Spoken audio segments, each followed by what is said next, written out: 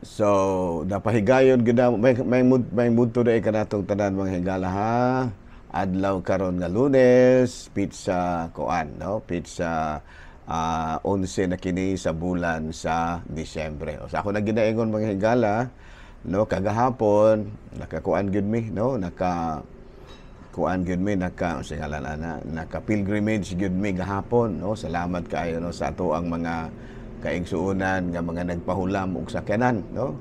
Nakapahulam gyud og sakyanan, no? Sila si Erwin Agustino, Brad Erwin, Sister Rowena De Vero, gipahulami og duha ka truck ni karga. Pero although nga truck ni karga gyud mahigala, pero kuan ra komportable ra gihapon kay amo man giatup-atupan, gibutangan pud namo og kining gibutangan pud namo og lingkuranan, unya no na pud may gipaangay nga hangdan. So, inunta lang pulo nga mahigala nakalibre gyud pud in tawo ng akong mga parokyano o kuan kay nabay uban nga kuan kanang kay amplite na mo diri mahigala gikan sa Ayungon Pengos Dumaguete 100 kapin biya.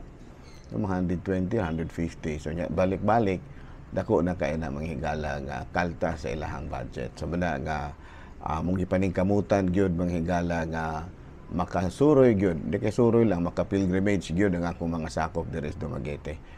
Kaloes Ginoo mahigala, naabot nami og Bito Sagay, abot nami Mabinay, abot nami sa kining Tanhay, naabot nami og San Carlos, naabot nami og Kabangkalan sa amo ang binulan nga pag kining pilgrimage. Kay mo may sulti ni obispo nga iawhagon gyud no nga akong mga sakop anala kada bulan may mahigala no, kada bulan gyud may naghimo sa amo ang binulang pilgrimage sulod sa Jubilee Year of Hope. Okay, no? Dahala, no? Padayon ta mahigala ari kita sa atuang CBCP News, balitang simbahan ni ining kabudtuhon.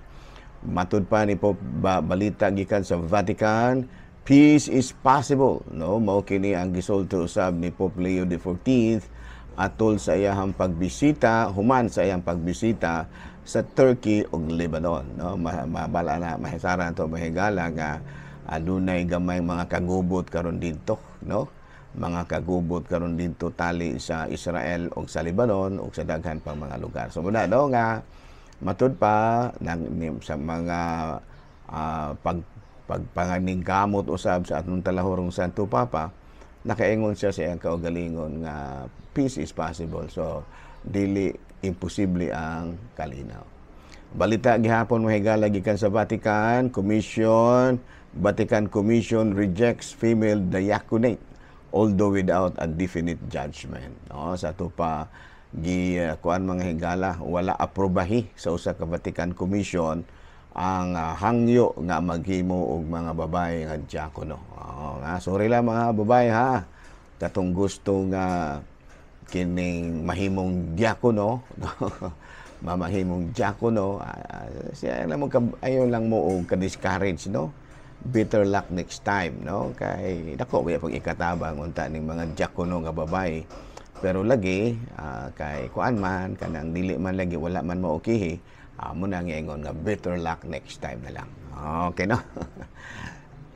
Mo kadto may gala mga balitang simbahanon ni ining kamudtuhon.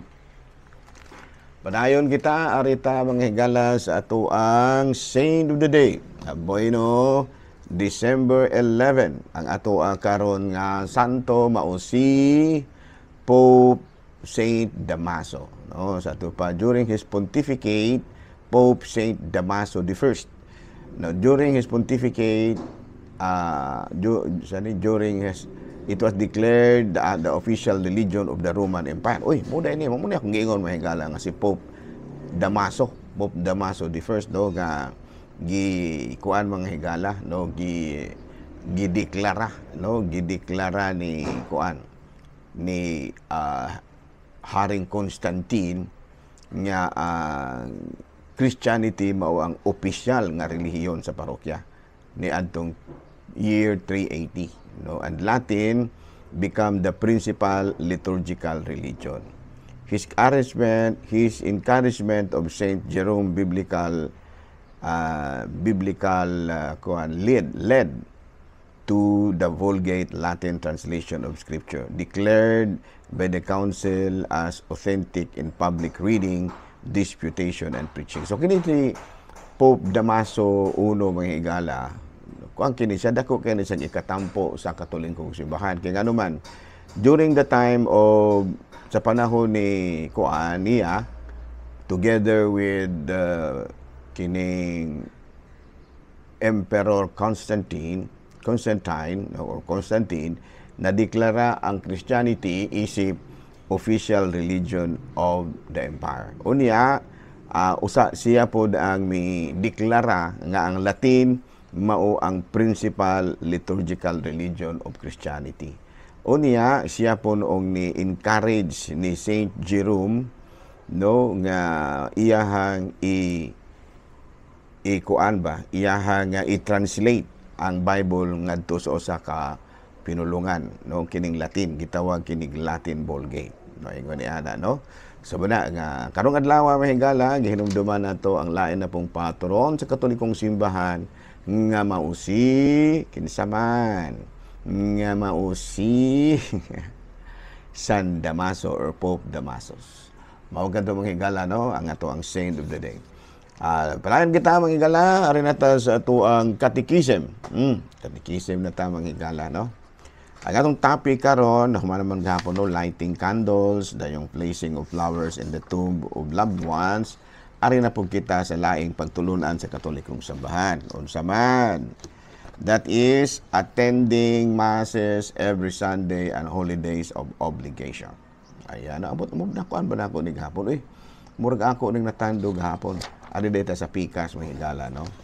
Ngano man tang mga Katoliko, no? Why are in principle, we Catholics are against divorce. No? Pero na ay ubang Katoliko, pero uyon rapod og divorce, no? Pero in principle, ang Katolikong simbahan dili gyud ta mo uyon og divorce. Ngano man tungod kay matod pa anti-family. Makaguba og pamilya, could lead to breakdown of family values, destroy the sacredness of the sacrament. Ayan, no? Sa ato pa, kini di ay diborsyo, mga higala, anti-family gini. Mao kini ang makaingon nga mabuak ang pamilya o muubos ang family values sama sa kanang panagiusa o uban pa. Unya, iyang dauton ani ang kasagrado sa sakramento sa kasal. Number 2, anti-marriage, no? Kaya ang marriage good mga higala, sacred covenant manggod na agreement not an ordinary contract, no? Dili ni siya ordinaryo nga kontrata lamang, no? Kay matud palagi kining kanang kasal dili lamang ni usa ka agreement, kung dili usa ka sacred covenant, usa ka sagrado nga panag-uyon, no, panagsabot, no. Unya dili lang kini usa ka ordinaryo nga kontrata. So muna nga dili ni masayon-sayon nato og putol, no, labi na kung kinasal gyud og simbahan.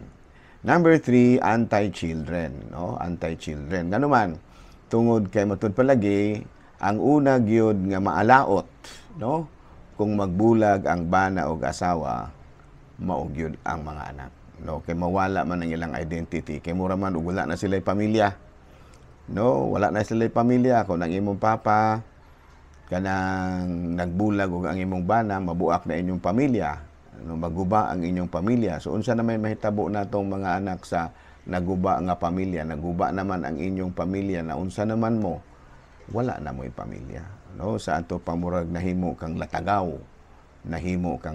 nga pagkatao. No, so muna nga Katolikong simbahan dili gyud taoyon ni ining diborsyo. Doon na ino pa ubang Katoliko nga doon na po sila ilang mga rason dili lang ta maglalis. Pero sa baruganan gyud sa Katolikong simbahan, divorce is anti-family, anti-marriage, and anti-children. Okay? Another topic ta mga higala, no? Kuan gihapon ni Roman Catholicism. Why are Catholics against death penalty? O ngano man ta nga di man gyud ta musugot ni ining death penalty. Okay, no? sa CCC 2267, recourse to the death on the part of legitimate authority following a fair trial was long considered as an appropriate response to the gravity of certain crimes and an acceptable, albeit extreme means of safeguarding the common good. Today, however, there is an increasing awareness that the dignity of the person is not lost even after the commission of very serious crimes. Uy, muna diha, no? Nga bisan di ay kung nakabuhat kag dakbugat kayo nga sala, ang imong dignidad usa ka tawo, isip usa ka tawo wala mawala. Mao kini karon ang nag-anam og kaphulma nga mga panghuna-una, no? In addition, a new understanding has emerged of the significance of penal sanctions imposed by the state. Lastly, more effective attention have been developed which ensure the due protection of citizens but at the same time do not definitely the guilty of the possibility of redemption. O sa ato pa, doon na nakaridaghang kayong mga paagi, nga pamaagi ba sa pagsilot, mga penal sanctions, nga dili lang kay makaprotect sa citizens, kung dili makahatag usab og posibilidad nga pagbago, na possibility of redemption. No? Munay mga basihan nato sa Katolikong simbahan nga sa kabright sa mga tao karon kay usagod sa mga rason mga higala no ngano nga naata ng death penalty kana manggong pagprotect, no, pagproteher sa katawhan kay angay kining mga dautan nga mga tawo angay gini silang pamatyon. Munay kang Duterte munay kang Presidente Duterte nga kining mga do-pusher pamatyon gini kay aron maprotehian nato ning mga tao batok niining mga klasihas una-una, no, kana mga pusher ba, drug pusher. Muna nga kita pong Katoliko dili punta ana kay ngano man doon na may daghang kayang mga pamaagi nga pwede na natong dakpo ng usa ka tawo, tagaan siya og usa ka silot nga angay sa iyahang binuhatan aron matagaan siya posibilidad sa pagbago. Dili man dagay noon sa makagawas, pero at least magbago siya sa iyang kaugalingon. Consequently, the Church teaches in the light of the Gospel that the death penalty is inadmissible because it is an attack in the inviolability and dignity of the persons, and she works with determination for its abolition worldwide. No, sa ato pa, kini sa kunan gyud na ingon mga higala, kini di ang makasala tag bugat, no, bisag usa ra man ka bugat, wala gid ay gihapon mawala ang dignidad sa atong mga tao, atong pagkatao, no, bisan pa kung unsa na malamang gid nimo kadautan naa pa gid gihapon ang dignidad sa imong pagkatao ug may puruhan pa gid gihapon nga magbag-o ka. Ano mo nay baruganan sa ato ang simbahan sa CCC or Catechism of the Catholic Church 2267. Unya, the new revision of number 2267 of CCC on the death penalty, Rescription Urgenti 028018. Ayan, no? Yan itong August 2, 2018, the Vatican announced that it had formally changed the official CCC on the death penalty, calling capital punishment as an attack on the inviolability and dignity of the person and deeming it inadmissible in all cases. Ato pa, wala na gyud ang sa niadtong August 2, 2018, nideklara gyud ang Vatican, ang Roma, nga wala gyud katarungan nga pwedeng makahatag og katungod sa usa ka makasasala nga patyon.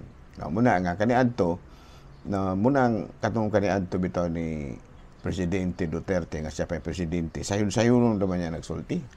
Hinoon, ingon siya nga basta musukol. Muna iyahapon nga kuan. Muna iyahapon nga matulpapanagang na kini sukol man na. No, sa ato pa atong protehian ang kanang mga pulis. Pero matingala ka kay sa kadaghan na matay, kung ikaw mo'y adik, kadaghan na kay mga matay kay ni sukol, moingon pud nga di na laman kung musukol.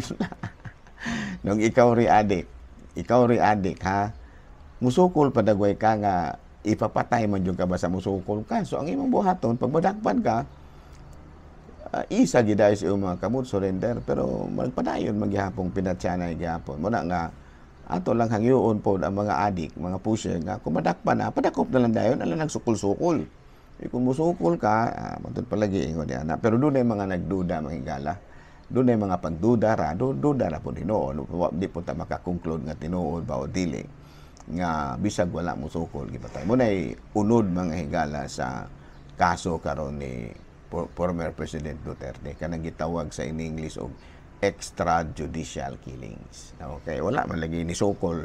So extrajudicial na kayo katod pa walay katarungan nga pagpatay. No, extrajudicial ba? Supak sa balaod nga pagpatay. Kung ni sokol, dili to extrajudicial, justifiable killing. Pero extrajudicial, buti pa sabot, wala gyud katarungan nga pagpatay. Okay? So, dinila sa takutob ha, sa ngalan sa atong talahurong obispo, Bishop Julito B. Cortez, station manager nato, si Father Ram, nga taga Katulayan, Katulayan, no? Taga Siquijor, taga San Juan, ang akong mga classmates, no? Si Padre Ubing, si Padre Tonton, o si Father Koan, Dami, ang akong mga higala, nga mga kaparian, tanan, hindi kaya, bisan pag dili higala, ato yung gikuan. Of course, ang ako ang rector kanhi nga mao'y nagdawat kanako sa seminaryo nga mo nang nahimo kong pari, no? Si Monsignor Larry Katubig mo ni siya ni dawat nako ang mahigala, no? Katubitang pag-apply nako og kanang seminarista ang nag-interview nako si Monsignor Larry Katubig. So mo na nga ni ako nahimo na kong pari nga ang akong pagtahod sa akong kanhi rector taas gyud kaayo. Okay, sinipon si Monsignor Larry mahigala kabulo kag unsa no. Pag-apply nako og kanang seminarista ug hangtod karon maura. Wala mang usog. So ingon ni ana no unsab ka waton palagi pag-atiman ni Monsignor Larry sa iyahang lawas. No, gani kanang makita mi usahay na ay kuan ng iyang kamot kana bitawng bandage kana bitaw na ay sa ngalan na plaster kay nagpakuan din tawon executive check-up kaniana no sa wala kayo no.